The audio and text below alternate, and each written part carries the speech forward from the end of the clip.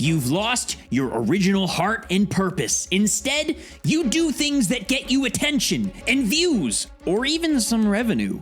I can tell you'll never finish your map by spending too much effort on things unrelated. Ladies and gentlemen, do you know what gets me more excited than anything to finish my adventure map? It's the haters, baby. And I know that 99.999% of you guys love and support this channel and the process I'm going through to finish this map, because you better bet your butts we're gonna finish it. But let it be known to those who aspire to be a YouTuber, when you start to do something awesome, out from the bowels of the earth will crawl the haters. And let it be known, I'm not like one of those omega big YouTubers who wants to melt your face off with 7 seconds of TikTok worthy content. No, I just want to be me.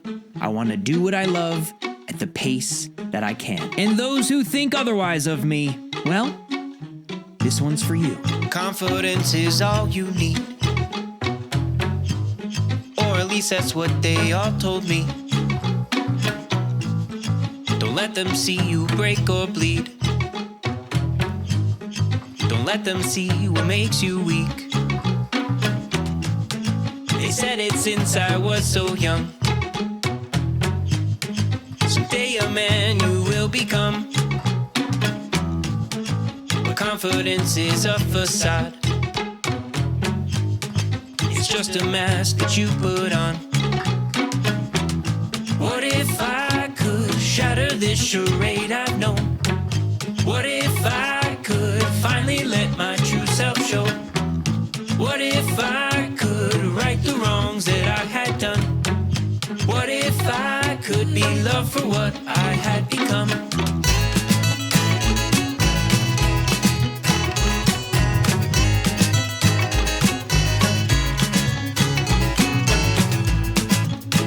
Take the blame away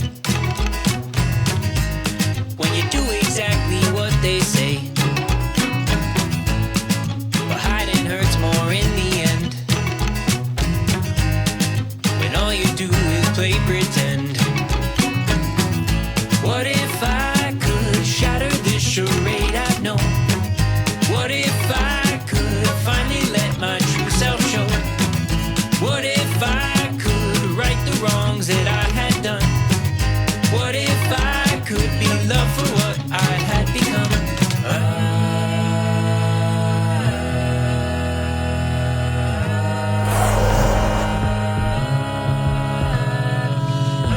So you say I'm broken and you're hoping to fix me. You say I'm damaged, careless, but it can't be. Take me for who I am. Take me for who I am. What if I could shatter this charade I've done? What if I could finally let my true self show? What if I could realize it was me then? What if I could love for who I've always been? Ladies and gentlemen, welcome back to Avid Adventures. Now, for those of you who have been following the channel for a long time, you'll know that I just played through the entire Cloud's Rest Part 1 quest. And this was the 3rd quest I ever made in my adventure map, long before I started my YouTube channel. And we've got problems. Lots of problems. Because as you know, in the last episode, we used the Easy Map Updater to update our adventure map that we've spent the last 3 years working on, from Minecraft 1.20.1 to Minecraft 1.21.3, and everything is broken. So we're going through every single quest and trying to figure out what the heck is wrong. And I'll be honest, in Cloud's Rest, there was only one hitch. You see, in the boss fight, I fired an arrow at Belial, he's the boss, and the arrow didn't do anything, and I was really worried as to what was going on. Well, as it turns out, Minecraft, you can no longer detect the color of a tipped arrow as it's in the ground,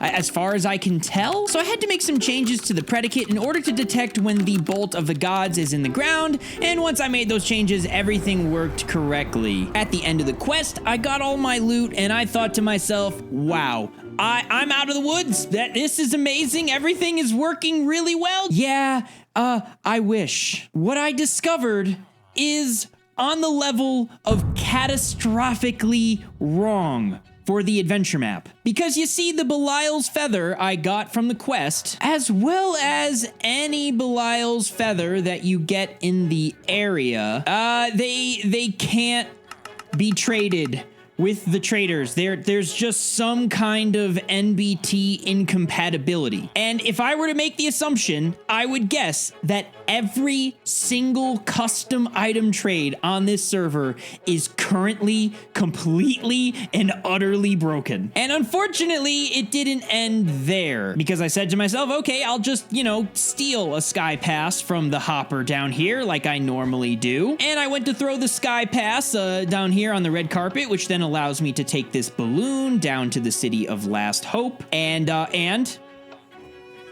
it doesn't go in the item filter. The item doesn't go in the item filter. I use this mechanic all over this map. Something is terribly, horribly broken. But this map means everything to me. I'm not just gonna give up because something's a little bit catastrophically wrong. So let's fix it. Now, in order to figure out what's going wrong with the trader, I can use the F3I command. That just copies this entire trader and his brain and everything to my clipboard. Now, looking at the data in VS Code, we can see here in the Belial's feather section that there's all of this custom data related to the Easy Map Updater. And now that may not sound all that interesting, but if we look at the item we intend to trade, and the best way to do that, I've found, put it in an item frame and then F3I, and now we also have that data in our clipboard. And looking at the NBT data of the item, there's also this Easy Map Updater section, and it has this same information, but it's in a different order. And I also noticed there's this extra section called Type Text. Long story short, there is something fundamentally different about the item in my hand and the item that trader wants to trade. So I sent Dominexes all of the information I found and fired off a message in the Emu Discord. And before I knew it, they had found and fixed the problem. The only issue is I now need to run the Easy Map Updater on my entire world all over again. It's time to update the world for a third time. So what I did was I selected all of the chunks that hadn't been inhabited for more than 10 minutes, as well as manually selected a bunch of chunks of areas that don't have anything to do with my map, and I removed them. A smaller world is going to update significantly faster. I then updated the Emu script, optimized my world, which went a lot faster this time, ran the updater, and I was ready to go. We should probably jump in and make sure the villagers and item filters all work. Where am I? Right. Yes. So don't be alarmed. The terrain generation has changed quite a lot since I made the map, and so there's actually a mesa over here now. That is crazy. Remember, we deleted all of these chunks that we've already visited so that the Easy Map Updater doesn't touch them. Now, it is strange to see Edgeville with this terrain nearby. That is really weird, but I'm getting distracted. So heading back here to Cloud's Rest, let's open up our loot bag and see if we can use these items from the quest to trade with our traders. Yes. That is looking good. And can we get a sky pass from Solemn here? Yes, we can. And is that sky pass accepted? It is accepted. We can go in the balloon. Guys, I am excited to say that Cloud's Rest is officially done. We can take this balloon down and head over to the arena and the City of Hope. Wow, I think that tower needs a facelift, but that's definitely a future project because we need to get to our very next quest for today. And in the spirit of broken villager trades and hoppers not working correctly, I want to head to Crescent Bay, which thankfully is directly accessible by the arena here. Crescent Bay is this cute little pirate town nestled near the center of my adventure map, and it's the third quest I ever made. Not only that, but it's one of the perfect places to test to see if we actually fixed villager trading. What you're supposed to do is loot all of the barrels and chests to get as much gold as possible. Sorry, little Timmy. And then we go into this shop here, Iron and Arrows, and we trade our gold for this yew short bow. Yes, this quest is entirely inspired by One Small Favor in RuneScape. This short bow gets traded to this gentleman over here who gives us a rune essence. Now, I'm not gonna spoil the entire trading quest just so you guys can figure it out when you play the map, but eventually you're gonna make your way to Thurgo's shop, who apparently feared for his life, and he had to escape from the land he loved. RuneScape. You guys get it? Anyways, he's got this blurite sword, which we then trade to this guy here, who gives us a pirate's IOU. Fantastic. Wow, this is all working correctly. We then find this secret passageway, which I'm not showing you guys for when you play the map. No cheaty. And here is where rubber meets the road. Will this...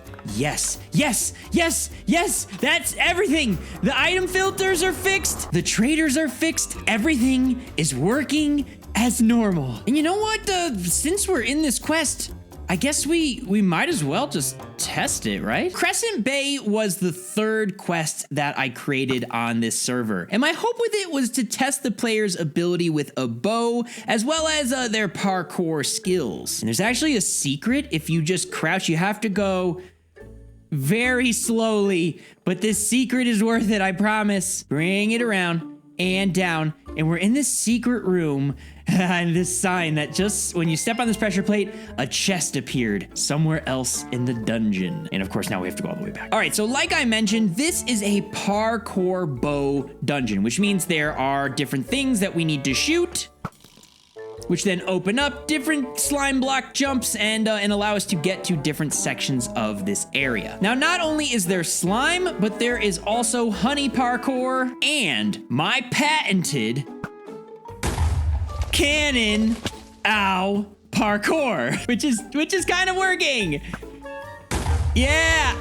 Yes, okay, that's working, that's great. This is probably the second toughest obstacle in this area. You have to kind of like loop around the side here, shoot this target, and then slip into the door before it, there it goes, closes back up. And there's this door. You should go in there. I'm not going in there. You go in there. Now, this one I like to load up on snowballs because this is probably the hardest parkour section of the dungeon. Let's see if I can get it first try. We're gonna go in the slime.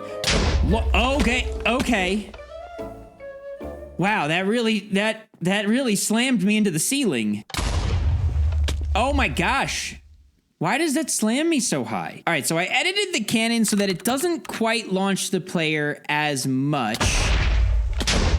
It's still a lot, but yeah, it's kind of scuffed, but I'm okay with it. Now, if you can make it through the whole dungeon, I think without dying, then you get these amazing pants, Curse of Binding pants, which I'm gonna just put on. And now we head into the boss fight. Woo! Now, this boss has seen several versions over the years, and not too long ago, I actually made it a little bit harder, probably too hard, which is why I added this give up button. But let's take a look at this boss here. So if I step on this, yes, I get a honey barge, which can be placed on powered rail. Perfect. Oh, the name tag comes up now. That's pretty nice. And when I press this button, it's gonna shoot me into this room, and now I have a crossbow. And this crossbow needs to be fired at all of these targets so that I can get through this arena. And it's going to temporarily open up the pathway and then close up behind me. With a really, with a lot of practice, this one isn't that hard. Now, of course, there's Yar and Bumblebee trying to kill me, but I'm really good at the game, so it's definitely not gonna happen. Now, this is the part that makes a lot of people mad.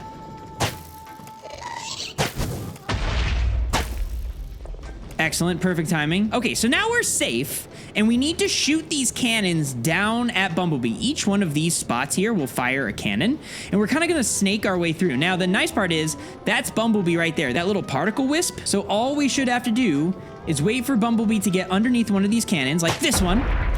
Nope, like this one, that one, This one. This is a tough boss.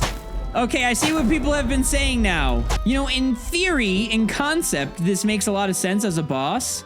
But when he doesn't move to the right place, this is kind of frustrating. Just do it. Just die. Where are you? Just fire all the cannons. Yes. That boss needs some tuning. And I actually have a really good idea on how to fix that. So before I'm willing to call Crescent Bay complete, let's see if we can fix it. Now, the thing about this boss that isn't fun is this part. I hate this part. I don't like that the boss just sort of randomly wanders and sometimes even gets out of range of the cannons. This quite frankly, this is butts. This is terrible, horrible, lumpy butts. So the question is, how can we fix this? Well, I've got an idea. First things first, I'm gonna place a bunch of temporary armor stands just underneath each of these cannons. And what we'll do is we'll summon a marker at each one of them. And handy dandy Axiom is showing us where each of these markers are. Then we can get... Right. What I meant to do, we can get rid of the armor stands in the area. Now, just so we can see our markers a little easier, I'm gonna run this command that just puts a little bit of squid ink around them. And then I've got a scoreboard that's counting up every single tick. So whenever this score is reset every 360 ticks, then we're going to run this command. We're going to then set this block here to redstone every 360 ticks. And what I'm doing here is whenever this function is run, this command here removes an active tag from all of these markers here. And then the command directly above it selects one of those markers at random and adds the active tag to it. And so what that's going to do is every 360 ticks, we are going to select one of the cannons in this area at random. Okay, so now what? First, we are going to need a command to detect if a player is in the upper area. So if I head up here, yes, there it is. That light is now on. And so what I'm going to do is when players are in the upper area, I'm going to control Bumblebee's AI so that it sits directly underneath one of these cannons. Okay, now let's see if we can summon Bumblebee and get ourselves into creative mode. Fantastic. Okay, so I updated the particles just so it's a little bit easier to see where the random cannon position now is. And what I'm gonna do, I'm gonna run a command as Bumblebee and teleport Bumblebee in the direction of the nearest active cannon location. I don't know what's going to happen when I turn this on. Okay, I flip this lever and oh yeah, whoa. Bumblebee is really fighting the influence right now of my command. It wants to get over there, but it seems to also want to go somewhere else. Why are you doing that? Okay, I'm a little stumped actually. So what I'm gonna do is instead of teleporting it facing the direction of the nearest marker, I'm just gonna teleport it directly to it, which should be done with this command here. And then if we turn that on, yeah. Okay, so you know what? I can live with this. It doesn't have to be smooth, and we'll make a little poink and like Enderman teleport sound, and that's what Bumblebee does. And so if we run a quick test in here, let's see if we can make this work. 1, 2, 3, and the AI has changed over. So now where are you sitting? You're there. You're gonna move in a second to that one. Yes, that's a hit. Awesome. That is enjoyable. That is a lot more enjoyable than it was before. And so, ladies and gentlemen, with this change to Bumblebee, we can confidently say Crescent Bay is complete. Now, taking a peek in the Crescent Bay reward bag, we see here that there is a compass. And this leads to another mini-boss in our world. But this reminds me of something. We actually left a mini-boss untested. If you remember at the end of last episode, we got a similar compass to another mini-boss called Sklomas the Turned. And we said we were gonna come back to it, and then my ADHD kicked in, and well, it's been a few days and I totally forgot. And so we probably should head over to Sklomas before we take on the Hive, which is, I think, maybe one of my favorite bosses on the server. But first, we need to make a pit stop at the quest board. Once we finish this board, I'm going to release this entire adventure map to the world for free. And because we just finished up 2 quests, which I'm like ridiculously proud of us, 2 quests already in this episode, this thing is actually, it's getting there. Except the board is actually missing a couple of items because, well, you guys, you're smarter than me. And in the last episode, a couple of you guys in the comments, yes, I read every single comment, mentioned that I was missing things on this to-do board. I mean, how could I have forgotten our best minigame? Like literally the best and most interesting minigame on the server, the flying submarine. But also, I can't believe this. We have side quests on this server, 2 of them. The other side portals and the haunted castle. Wait. I've forgotten another one. The 100 Traps dungeon. You know, maybe that guy at the beginning of the episode who says I spend too much time on things unrelated is right. No. All these things make this adventure map awesome, and it's worth it. It's all worth it, but that does mean we're gonna have a bit more to test as we go through this to-do board. But we can't get distracted. We need to keep our eyes on the prize because right now we have a Sklomas to test. All right, so back at Ebbenglade here. It's gonna be no supply. Whoa. It's gonna be no surprise that the entrance to Sklomas the Turned, it's not that far away. Oh god, this is some, oh my axiom, awfulness. How did the trees become this way? That's horrible. How lazy. I did this. And around the corner, we approach the backside of the Ebbenglade Mountain. And we see our handy dandy blue particle wall, which basically tells players, hey, anything you take past here is going to get destroyed. All right, now, if I'm not mistaken, yep. Okay, that's where I go. And this should take me to the entry area. We have this this dwarf man, which we can grab our trainee pickaxe of Ebbenglade and the potion of the ore seeker. And this talks a little bit about the lore down here. I've probably already posted a members only video that talks a bit about the lore of Cave Face, Sklomas, this whole area down here. So you guys should definitely check out that. If you're a patron or member, you can check out that video. Basically, the way this quest works is pretty neat. My idea was to give players this low-level wooden pickaxe, and as they break certain blocks, which, you know, you can't break every block here, just this one, it actually upgrades the pick. So if we break this, okay, that worked. And here is the room of one of my favorite NPCs in the entire adventure map. Hey, buddy, good to see you. It's been a minute. You startled me. Yep, I did, yeah. Hey, you're gonna blabber. Who might you be?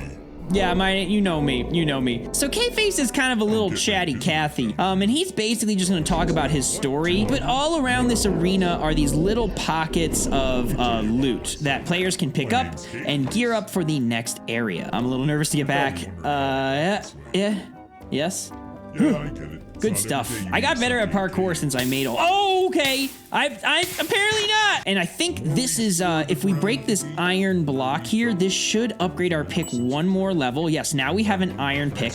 And in here is a mining bow, which allows us to shoot these mining arrows. Now, if you notice, we also have had a potion of the ore seeker from the beginning. And if we drink this potion, it's gonna highlight that block right there. The way I do this is that I put a slime inside of the block, and then I give it the glowing effect. So what you can do is you can shoot this ore. Will this work? Oh my gosh, it all worked. It all actually worked. Okay, great. So Cave Face is obviously confused as to why I broke a stalactite there. And now if I break this gold block, It's fine. Best of luck to you. Sorry. So in this next area is a massive cave, and we have a couple of things from the Cooper boss, like these little magma geysers, except you can't jump on these yet. This area also has kind of a little puzzle. There's going to be a temptation to go for that chest, but you actually don't want to do that. I'll show you why in a second. But there's also going to be a few of these spots here that we can shoot down. How am I going to get to that? I think I can. Whoop! Oh, that was close. And we get a few more mining arrows from that. It's worth it. We're gonna need a lot of mining arrows to get around this area. And whenever you break gilded blackstone, it downgrades your pickaxe, which is an interesting mechanic that becomes extremely important in the boss fight. Oh, I'm in the lava. Saturation, save me. Please, save me. Out heal it. Come on, we can do this. We can do this. Golden carrots, please. Golden carrots, please. Get some more. Please, no, please, please, please, be merciful. I'm alive. There are also magma cubes everywhere, which is not fun. And a geyser. A geyser, the first geyser that we can see where we could actually jump into. And if we tried to get into this geyser right now, it would burn us. We don't yet have the equipment required. Let's just see if that's actually working. Burn me! Oh, no, not you. Not you, please. Ah! Okay, it actually did burn me. And here we see another geyser, 2 geysers actually. More importantly, we have this really pretty waterfall. And I tried to add this nice little particle effect. I think it looks so good. But yes, if we climb up this waterfall here, and just around the corner, we see a walkway. And this walkway leads to a little bit of lore and this message that says, fly on lava geysers. And we get our first pair of Bloodweave boots. And the Bloodweave boots are super important for the Vilethorn questline as well as the Ebonglade Part 2 questline. So these are some pretty important boots. And what they allow you to do in this area is... Yes, and I'm up. Great, so now with the boots, we can ride the lava geysers without taking damage. And now that we have the Bloodweave boots, we need to backtrack a little bit to that first geyser that killed us. Ride it up to get the iron chest, then open up the gold chest that we saw at the beginning, and finally open up the diamond chest to get some gear that's going to make the boss fight a lot more manageable. Now, I just noticed that our golden pickaxe didn't upgrade to diamond. Oh, we got it. So it didn't take our gold pickaxe away. We're gonna need to figure out what the heck is going on there. Adding that to the list of bugs. Heading our way down the blood tube, blood tube, blood tube. We get these little views of Zeppelington's gorgeous build. This build is actually called the Cathedral of Goliath. Goliath being one of the 3 old gods that created the world and the universe here. Oh, the stained glass is so pretty. Okay, so there's a little bit of parkour just to get to the cathedral. I don't think it's anything too crazy, and we can set our spawn here. Now we're gonna head into this boss, but I wanted to address a comment that I get a lot, which is that you guys would like me to go into more detail on the commands and how things work, and I love that idea. So I'm gonna show off a really cool thing that I do at the entrance to this boss. As I walk in here, all of this architectural gore follows me as I walk. And it's pretty smooth, actually. It's not like it's nothing fancy, but it gets the job done. Now, how is this actually working is the question. We need that sound to go away. Now, if I'm in creative mode, and I give myself a light block, this is a technique that I do pretty often. I use light blocks to store what blocks should be in a certain area. So when I see a 0 level light block, that means it's gonna be nether wart. When it's 1, it's gonna be nether brick. And when it's 3, it's gonna be redstone blocks. And so what I can do is in little slices, as the player walks, I can replace those light blocks with, I hear you, with the corresponding real block that will eventually go there. The way that I keep track of which blocks have already been replaced is I have this long line of gold blocks. Whenever I replace a slice of the light blocks with the architectural gore, so then all I have to do is say, if this block is a gold block, replace the architecture gore, and then set it to redstone. And then I only need to check this block to see if that entire slice of the room has been converted correctly. So as we fill up the whole architecture gore, this whole thing turns into redstone, and it's just fill commands. That's all it is. It's super simple, baby, fill commands.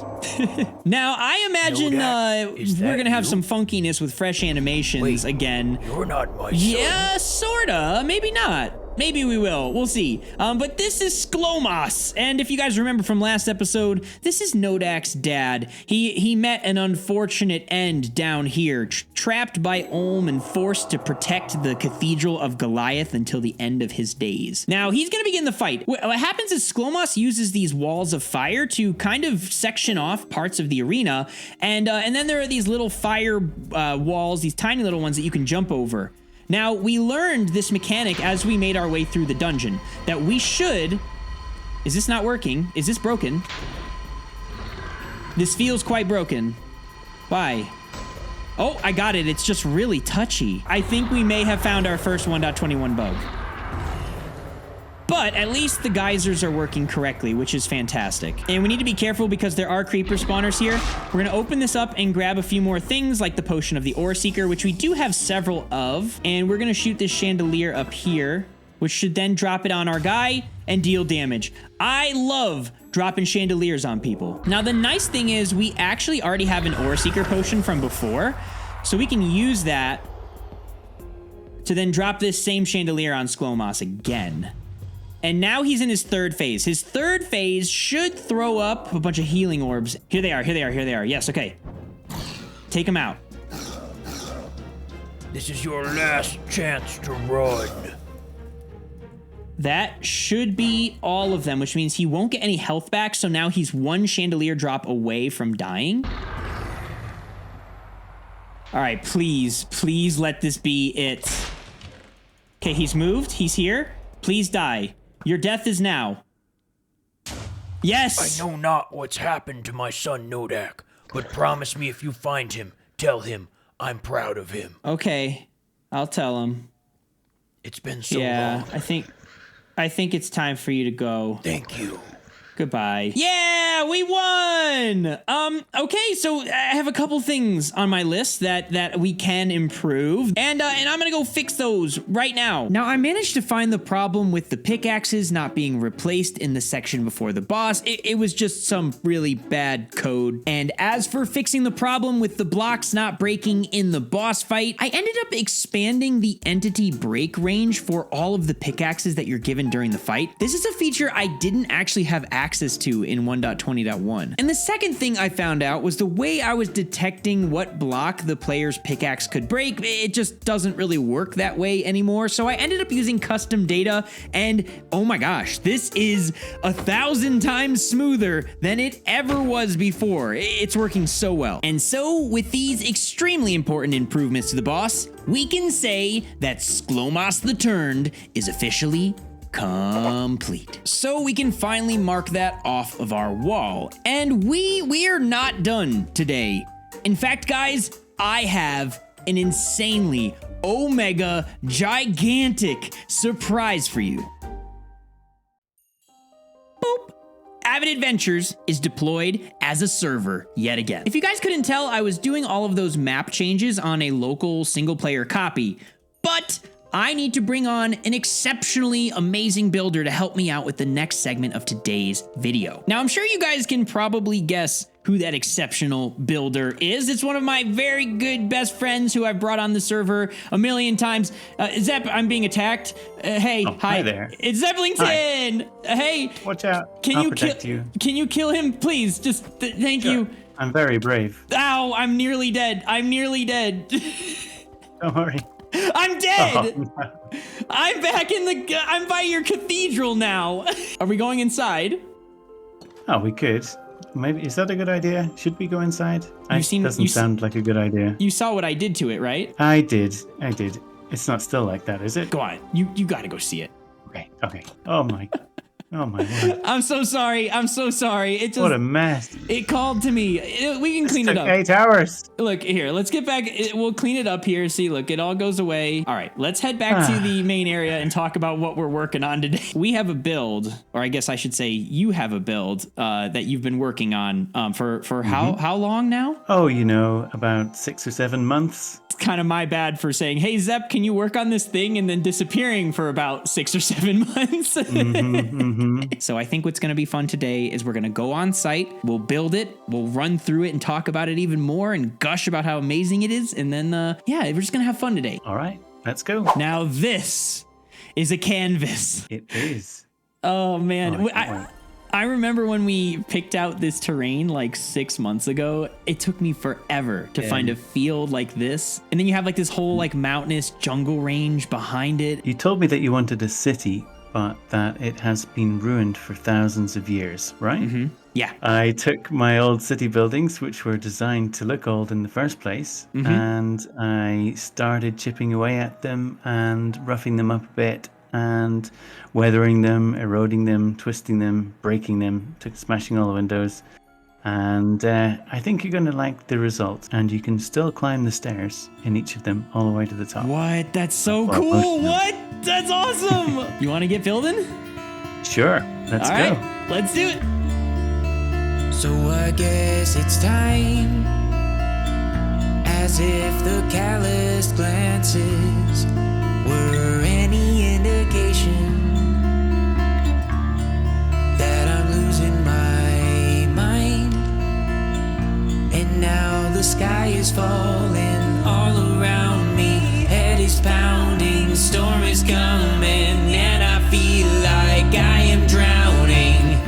When I close my eyes, I can see clouds coming over. I can realize it was wrong. It's only fear that leads to exasperation. And the night that we walked had a clear, cloudless sky.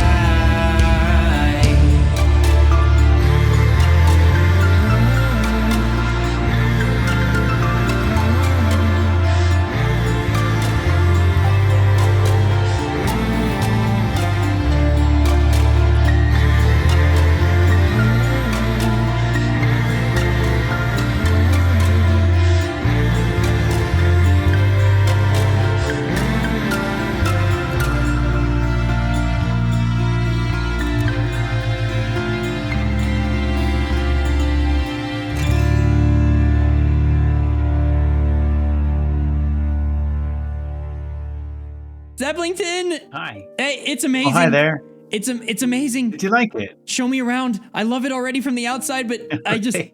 it is amazing and like bigger than anything I think you've ever made on this server. Really? I think so. Exactly. And the detail is just insane. I got a bit bored. I had about 6 months to work on this. I might have gotten a little bit carried away. I just want to pride myself for a moment on these rocks that I made outside, really ties it all together. These rocks really are the key to this build, in my The whole opinion. build. Thank you. One thing I noticed first is like the texturing on the ground as you start to get near the city. There's like kind of all of this mud and muddy mangrove and this green terracotta. It looks so good. Oh, thanks. I used this build as a way to learn how to do all this, actually. Because whenever I started building this about 6 months ago, I had no idea how to do any of this. Dude. This reminds me so much of like The Last of Us. So much of this is like the ruins of society as it crumbled. Like, oh, it is. I recognize this crane. Is this the crane a similar design Yeah. to the one in Cloud's Rest? Oh, it is the same crane. Same crane. Yeah, that's one of the things that's so good about Axiom. Now you can use your old builds as assets for your new builds. Every single one of these buildings has a functioning staircase. Is that right? Well, I might have exaggerated a little tiny bit, but I did explore most of them, and before I got bored, I was able to climb quite high in most of them. Oh yeah. Yeah, You're because I originally built these for my own city, and most of them were almost finished before I got bored. Wow, even these like intermediate layers have such cool views of the city. Wow. Whenever you were busy with Skyblock, I thought, why not just keep coming back in and chipping away at it? And nobody ever told me to stop, so I just kept going. I'm so happy that you did. So do you know what my plans are for this area? Like there's going to be a boss in here. Yeah, so I put this tower in the middle because you wanted a central focal point, didn't you? Yes, this is where J.E.F.F is going to go. My plan is to create some kind of like parkour path all the way through these buildings to basically do something to either damage or deactivate pieces of the boss. And then finally players will get to this last segment and confront the boss directly. But this is like I can already picture the things that people are going to have to do, like, oh, this crane over here, having to navigate this crane and finding your way through the crane to get to the next building. Well, as excited as I am to make this boss, I think we're gonna have to end the episode here. This has already been a pretty long episode, Zepp, and I blame you for that. This is like 35-minute episode, man. Come on, how could you do this to me?